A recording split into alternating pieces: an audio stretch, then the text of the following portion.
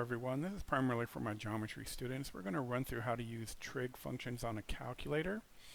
And what I have is downloaded a Casio emulator. This is not like the one I actually own. I have that on disk and I can't install it because I don't have a DVD player. But you can get this and the TI as a free download for 90-day trial, which will suffice through the end of the semester, so I recommend doing that. But many of you have these on your iPads and phones and things like that. So it's going to be very similar. So you should be viewing this video pretty much simultaneously or after the lesson video that I'm going to post on YouTube as well. So when we take a trig function, it is a function like f of x. So we're going to take the sine or its cosine or tangent or its inverses of an angle.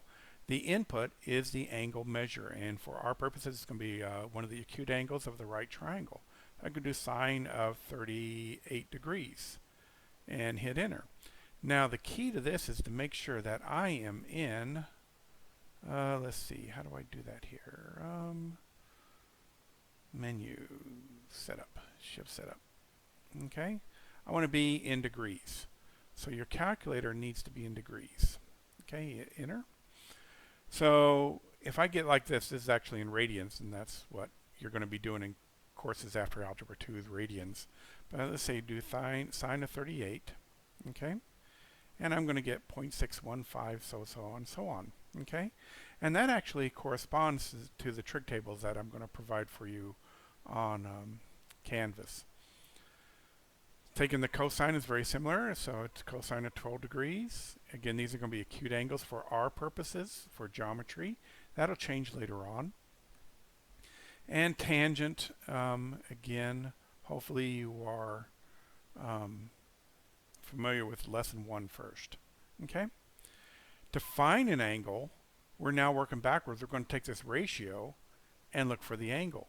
So I'm going to do inverse. I hit shift, inverse, and say I'm going to do 0.6156, 0.6156, I should get about 38 degrees. And I do, 37.99. If I'm going to look for, say, cosine of, I don't know what this angle is, but I know that this ratio is 0.978, I could do inverse 0.978, and I'm going to get about 12 degrees. Okay? So that's just it, a real quick short video of how to work the calculator and how to find our degrees. I'll go ahead and get this posted along with the lesson video.